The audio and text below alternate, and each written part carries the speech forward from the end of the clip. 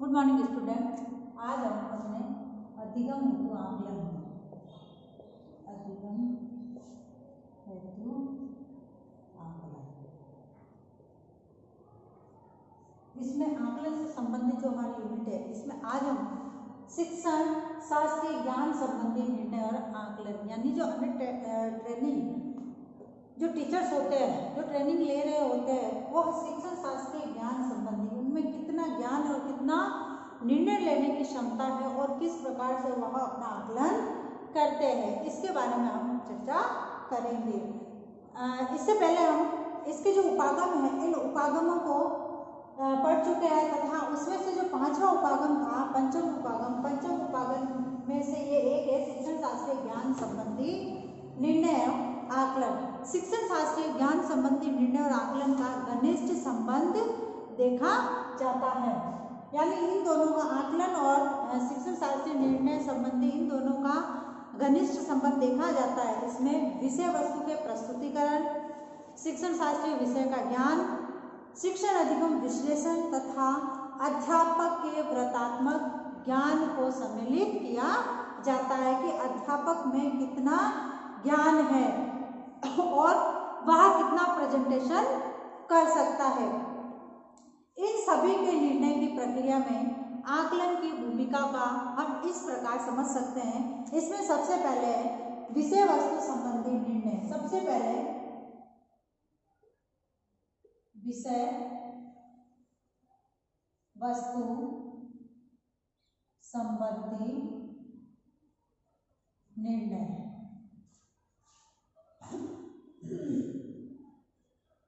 यानी शिक्षण शास्त्रीय ज्ञान के आधार पर सबसे पहले निर्णय विषय वस्तु संबंधी निर्णय।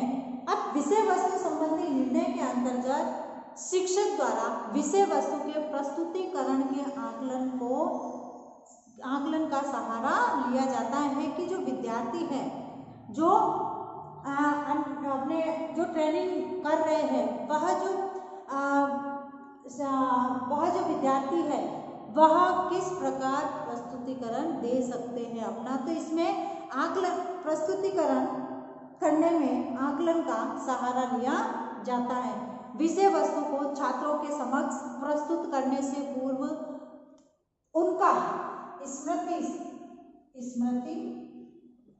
स्तर यानी उनकी याददाश्त कितना उनको याद है, बौद्ध स्तर, बौद्धिक ज्ञान कितना उनको, बौद्धिक स्तर क्या है, उच्च है, निम्न है या मध्यम है, और चिंतन स्तर कितना वह सोचते हैं उस विषय के बारे में, चिंतन स्तर, स्मृति स्तर, बोध स्तर और चिंतन स्तर के बारे में आकलन करता है। इसके पश्चात छात्रों के लिए उनकी योग्यता, उनके स्तर तथा रुचि के अनुकूल विषय वस्तु का प्रस्तुतिकरण का निर्णय लेता है कि विद्यार्थी जो है वह किस प्रकार की योग्यता रखते हैं, कितना उनका स्तर है, कैसा उनका स्तर है, तथा उनके स्तर तथा उनके रुचि के आधार पर उस विषय वस्तु का चयन करता है। उस विषय वस्तु के चयन के बाद उसे विद्यार्थियों के सामने प्रस्तुतिकरण का निर्णय करता है। विषय वस्तु का आकलन विविध संदर्भों में करके सबसे उपयुक्त स्वरूप का प्रस्तुतिकरण शिक्षक द्वारा छात्रों के समक्ष किया जाता है कि कौन सी ऐसी विधि है जिसके माध्यम से या किस प्रकार से अपना बेस्ट से बेस्ट एक शिक्षक छात्रों के समक्ष प्रस्तुत कर सकता है, जिससे कि विद्यार्थियों को शिक्षक द्वारा जो पढ़ाई गई या शिक्षक द्वारा ज्ञान ग्रहण कर सके। तो इस प्रकार विषय वस्तु संबंधी निर्णय यानी जब शिक्षक विद्यार्थी के सामने किसी भी विषय वस्तु को प्रस्तुत करता है तो उस प्रस्तुतिकरण से संबंधित जो निर्णय होता है वह है विषय वस्तु संबंधी निर्णय, जिसमें उसके स्मृति स्तर, उसके बौद्धिक स्तर या उसके चिंतन स्तर को देखकर वह विषय वस्तु का विश्लेषण करके उसके बाद विद्यार्थियों के सामने प्रस्तुत करता है। उसके बाद सेकंड जो अपना आता है शिक्षण शास्त्रीय विषय वस्तु के ज्ञान का निर्णय। शिक्षण शास्त्रीय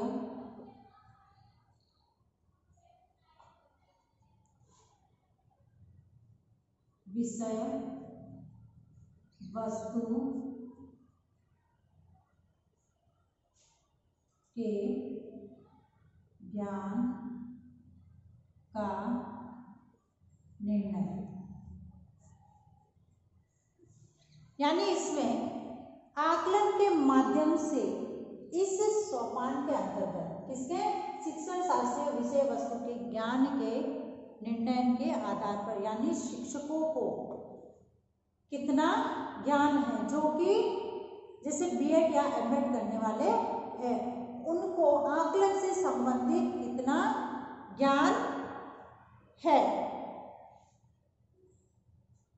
शिक्षण शास्त्रीय विषय वस्तु में ज्ञान की स्थिति की समीक्षा की जाती है कि उनके जो ज्ञान है उस ज्ञान की स्थिति कैसी है, कौन सा उनका स्तर है।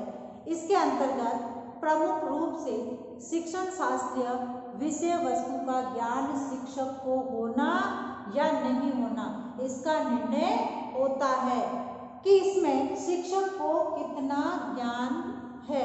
इस बात का निर्णय होता है कि शिक्षक ने कितना सीखा है और कितना नहीं सीखा है। और स्वयं अब इस बात का निर्णय कौन लेता है? स्वयं शिक्षक खुद का आकलन करके, स्वयं शिक्षक द्वारा,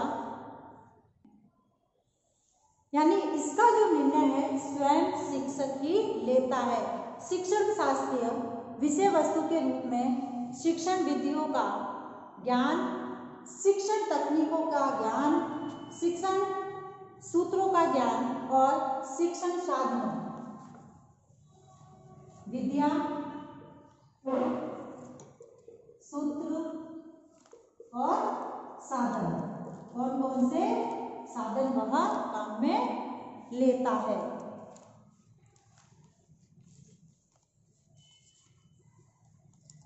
इन सब के ज्ञान के बारे में निर्णय लेता है। यदि उसको यह ज्ञान नहीं हो तो ज्ञान प्राप्त करने का प्रयास करता है। यानी किसी शिक्षक स्वयं ये निर्णय कब लेगा? जब उसको हमारे शिक्षण में आने वाली विद्या, सूत्र, साधन या इससे संबंधित जो भी सामग्री है उसका ज्ञान होगा। और यदि इस चीज का उनको ज्ञान नहीं है तो वह ज्ञान प्राप्त करने की कोशिश करता है कि शिक्षण शास्त्रीय विषय वस्तु में ज्ञान का निर्णय, यानी वह विद्यार्थियों को देने के लिए पहले ज्ञान को इकट्ठा करता है। इकट्ठा करने के बाद वह इससे संबंधित जो भी ज्ञान है विद्यार्थियों के आगे प्रस्तुत करता है। उसके बाद तीसरा जो है वह है शिक्षण अधिगम विश्लेषण एवं निर्णय। शिक्षण अधिगम विश्लेषण और निर्णय।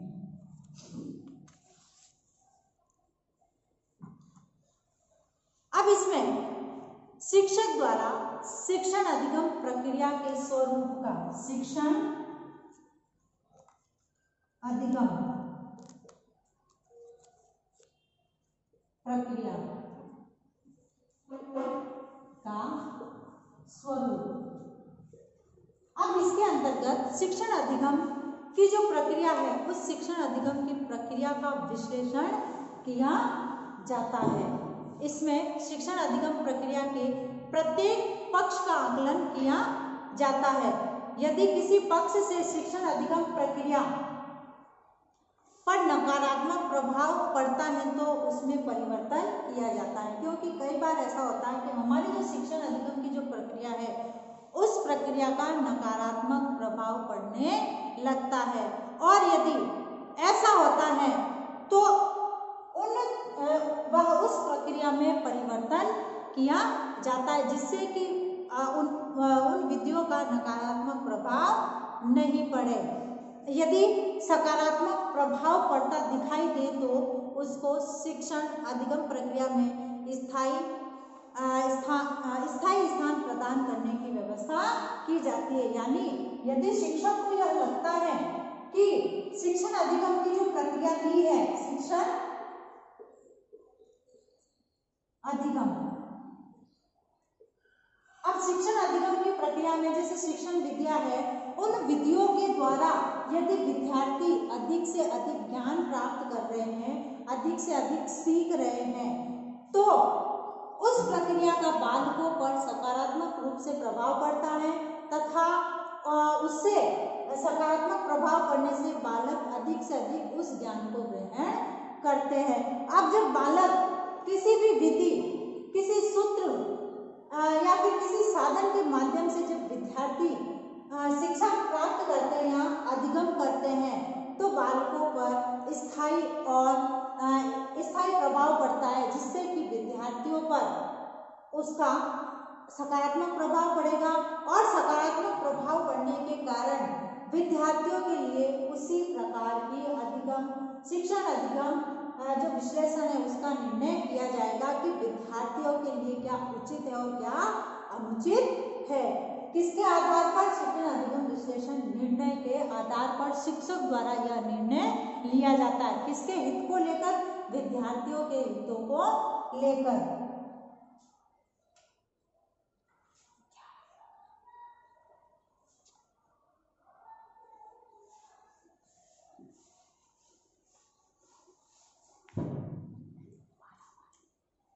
अब बात आती है, चौथा जो है वह है अध्यापन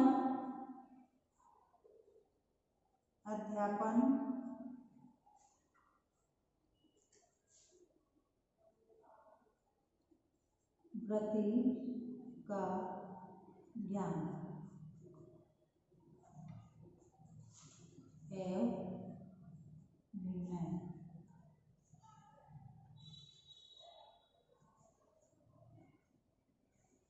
अब इसके अंतर्गत चौथा जो है इसमें अध्यापन वृत्ति का ज्ञान। अब अध्यापक वृत्ति एवं उससे संबंधित वृत्ति एवं उससे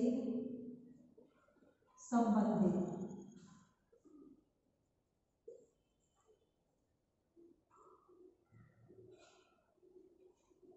वृत्ति एवं उससे संबंधित पक्षों का आकलन शिक्षक द्वारा स्वयं किया जाता है। यानी अध्यापक द्वारा उसकी वृत्ति और उससे संबंधित जो विविध जो पक्ष है कि किस प्रकार से आकलन कर सकते हैं, तो उन सभी इससे संबंधित जो पक्ष है उन पक्षों का आकलन कौन करता है? शिक्षक स्वयं करता है। शिक्षक स्वयं, शिक्षक द्वारा स्वयं किया जाता है। इसमें अपनी भूमिका के संदर्भ में निर्णय करता है। इसमें शिक्षक क्या करता है? अपनी भूमिका कि उसकी खुद की क्या भूमिका है, अपनी भूमिका के संदर्भ, अपनी भूमिका के संदर्भ में निर्णय करता है।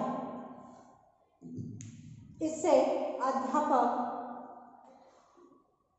स्वयं देखता है कि उसमें एक अध्यापक क्या होता है? विद्यार्थियों के लिए सुविधादाता, जो विद्यार्थियों के ज्ञान की सुविधा करता है। सुविधादाता। पर्यवेक्षक, जो विद्यार्थियों के कार्यों का निरीक्षण करता है।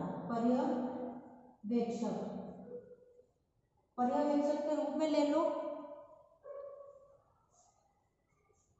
एवं सहयोगी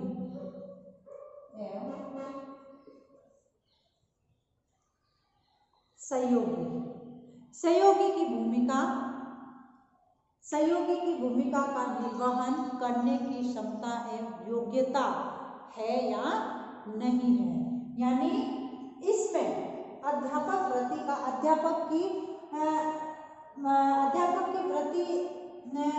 ज्ञान एवं निर्णय किया जाता है कि अध्यापक यदि इसमें उस क्षमता एवं योग्यता है या नहीं है इसका पता लगाया जाता है, और यदि इसमें क्षमता का अभाव पाया जाता है तो वह अपने अंदर उन सभी क्षमताओं को विकसित करने का निर्णय।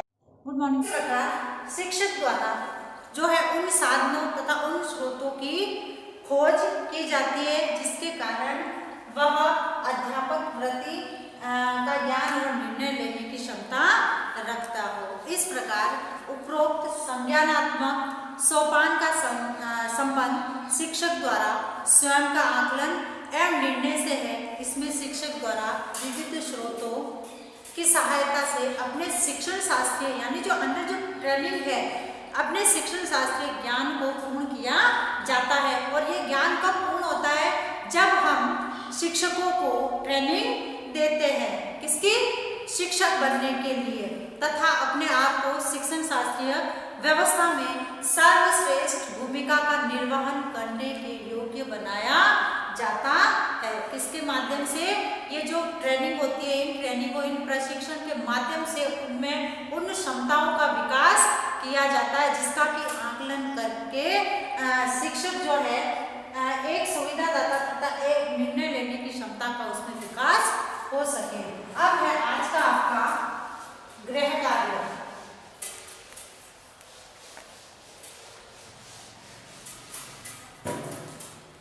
शिक्षण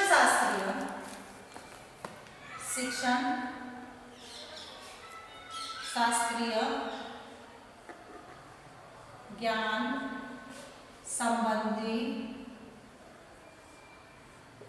निर्णय एवं आकलन को समझाइए।